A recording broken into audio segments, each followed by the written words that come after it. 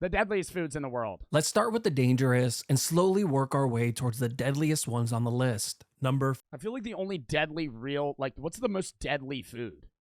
Probably like a puffer fish if you're going to eat something that's poisonous. 5. Casu marzu. Okay. Casu marzu translates to rotten cheese in Sardinian and is known as the most dangerous cheese in the world. This is a cheese that is traditionally made using sheep's milk and Why'd they make the sheep look like that? made using sheep's milk and is commonly produced on the island of Sardinia, Italy. Even though it's illegal to sell, the high demand for this delicacy incentivizes local farmers to keep producing Why it. is it illegal to sell? It'll kill people? Creating a massive black market that is estimated to bring in around 2.5 million pounds, or around $3 million annually.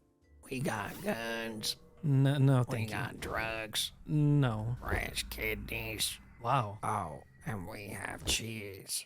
I'll just go with the cheese. The reason this cheese is so dangerous is simply because of the way that it is made, which first Well, isn't cheese like fermented milk? And it's like rotting, like cheese is effectively like rotting milk. Like it's curdling and getting gross. It's like expired, basically. Like it would eventually become that. first starts with the wheel of pecorino cheese. It is then introduced to cheese flies, where they will begin to lay their eggs inside it. And in a matter of hours to a few days, these eggs become larvae. And around the 40th day, the cheese is completely infested with flies and thousands of maggots. For the next 2 to 3 months, the maggots are left to gorge themselves with the cheese, so they can, well, poop it back out. And that's the magical ingredient here, since the poop gives the cheese its sought-after flavor and texture. Ew! Bro, I'm not eating that.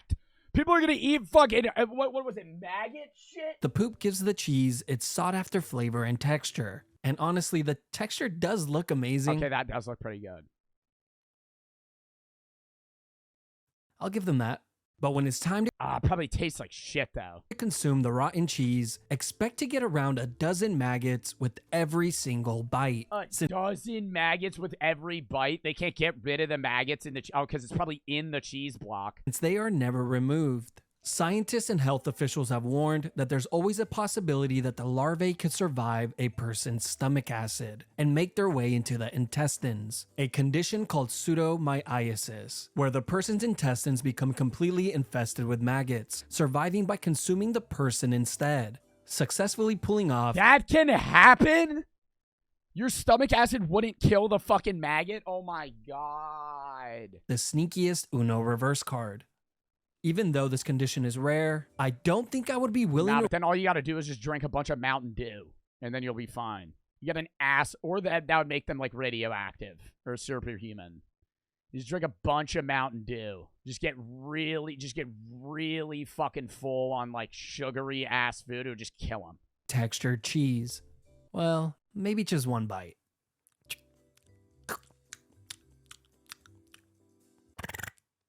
Number 4, larb. Larb is a type of salad that consists of greens, spices, sticky rice, and a choice of meat. This dish originated in South Asia in Laos and is a very popular dish there, even becoming its national dish. At first glance, this would definitely be something I would consider ordering while on vacation.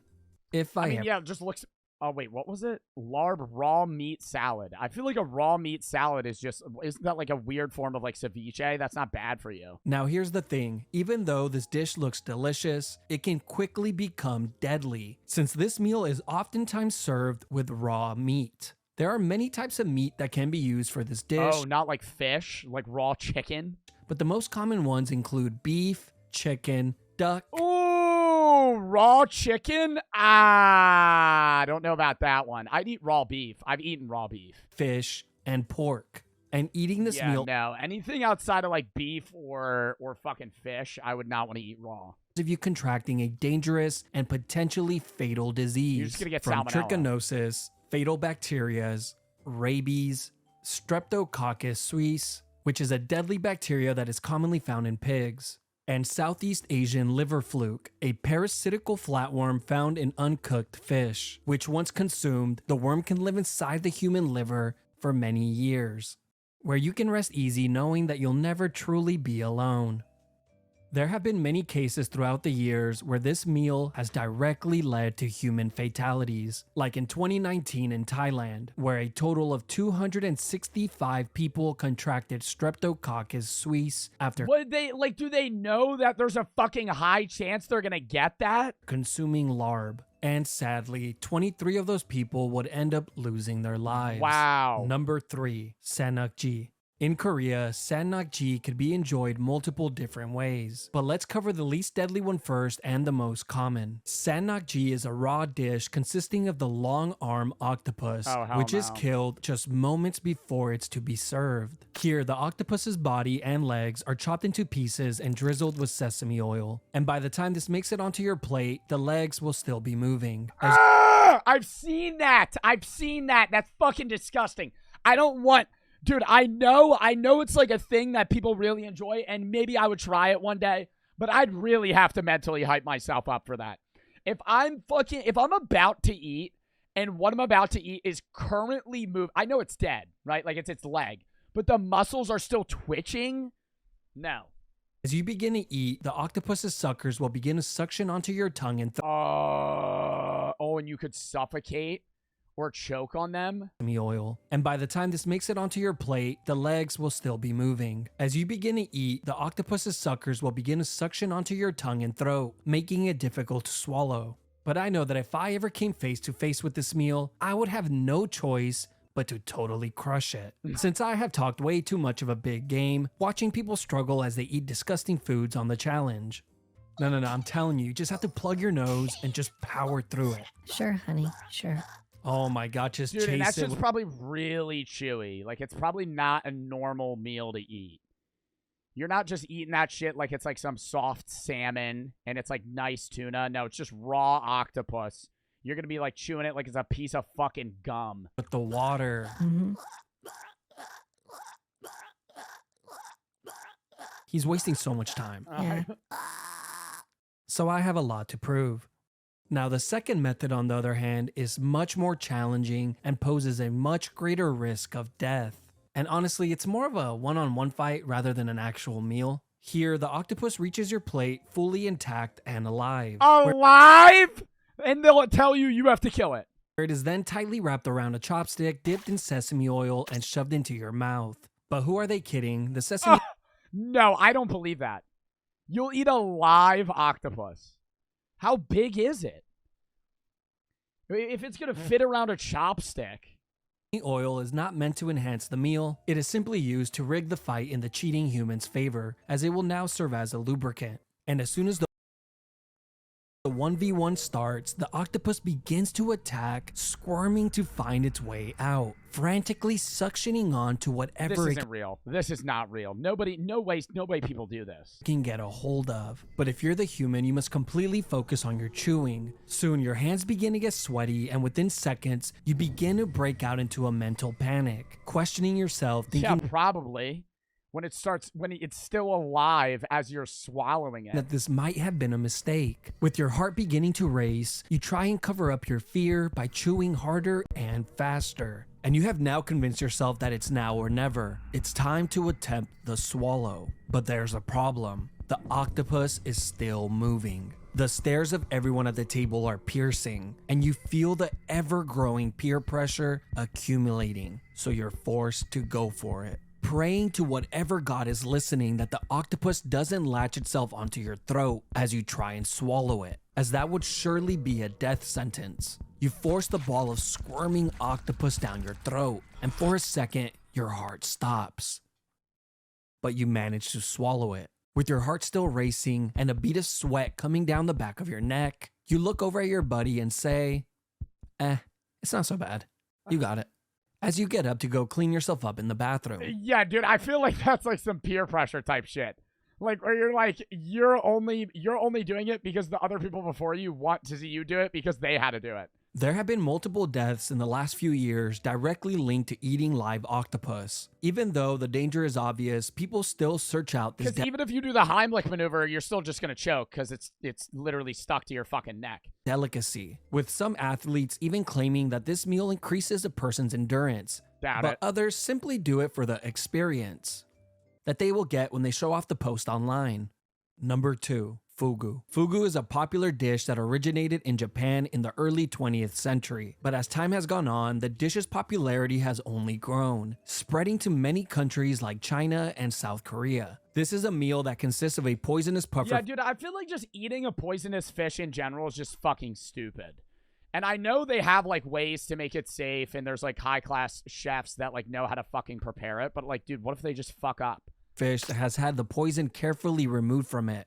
Well, at least that's what should be done, but more on that later. In countries like Japan, a chef must go through long and rigorous training to learn how to properly remove the poison from the meat. The training takes up to 3 years to complete, followed by a string of exams which include a written test, fish identification test, a practical test, and of course, successfully preparing the dish.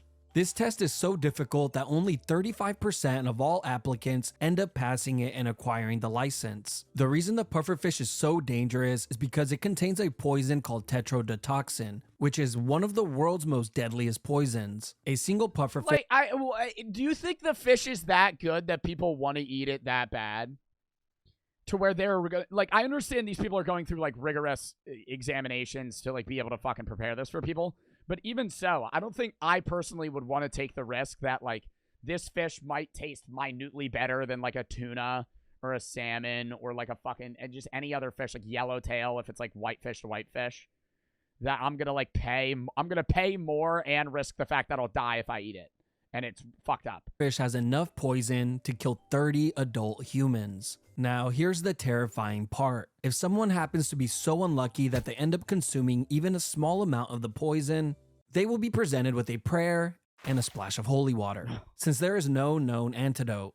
The poison kicks in shortly after eating it, with your muscles becoming completely paralyzed, and eventually it could cause you to stop breathing. And this is probably when you will start to think to yourself, damn, I should have just gone with the chicken dumplings. The deadliest year ever recorded was in 1958, when 176 people lost their lives to this And, like, why? Why are they eating it? food alone. Today in Japan, the odds of you dying from fugu are very, very slim, as long as you order from a licensed restaurant. Since most deaths in recent history have come from But now I kind of want to eat it. Now I kind of want to eat it one time to just say I ate it, you know? Fuck, dude. Like, if I was in Japan, I'd be like, all right, fine, fair. Just one try. Just one fugu order. people who attempted to prepare the dish at home, but sometimes pure evil and Yeah, watch a little 5-minute YouTube tutorial video. How to fillet your pufferfish so you don't get paralyzed and die. selfishness increased the death rate even higher. Like in 2004, when fish vendors in Thailand tricked people for 3 years by dyeing the pufferfish meat red and telling buyers that the meat they were selling was salmon, leading to 115 people needing to be hospitalized, and 15 of them sadly losing their lives. Number 1. Wild and exotic wet markets. Now, of course, this had to be number 1 on the list, since a single meal from one of these wet markets carries the greatest risk to human health. This is one of the rare instances where a single meal consumed by an individual doesn't just the old bat soup. affect the person eating it. It could potentially affect every person on the planet. Now, I know what you're thinking. What could possibly be so delicious that it's worth putting the entire world's population in jeopardy? Brownies.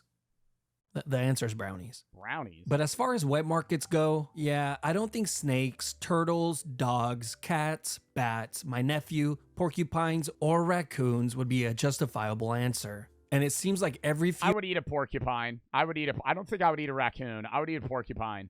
If somebody was like, "What are we eating today?" and like my friend was like, "Oh yeah, I got a porcupine from a market. We're gonna cook it up." I'd be like, "Yeah, I'll try it." few years without fail, the world gets a massive scare when a deadly disease breaks out. And of course, they always seem to be traced back to one of these wet markets. Remember the SARS outbreak of 2002? No. Me neither. But it's widely believed by epidemiologists and public health officials that this outbreak originated from a wet market in the Guangdong province of China. What about the Ebola outbreak of 2014? I remember that. Remember how terrified everyone was to even let out a cough? As you would forever be known as the person with Ebola.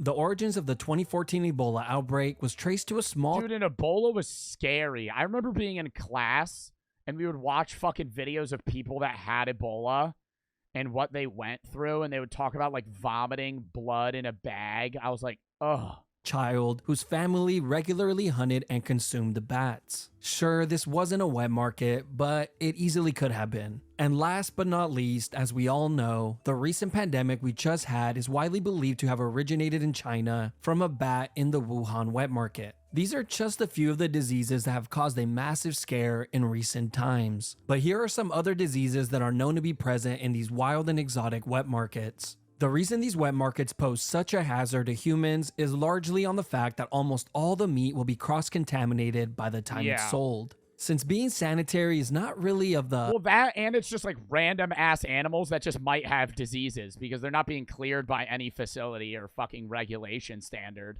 You're getting a bat out of a cave and selling it for fucking $10. Utmost importance. This, included with the close proximity of wild animals, makes it easy for diseases from animals to infect humans. And the hot and humid conditions in a lot of these markets make it a perfect place for the growth of bacteria and spread of disease. Or possibly something even worse. That was a good what the fuck? That was a good ass video, bro.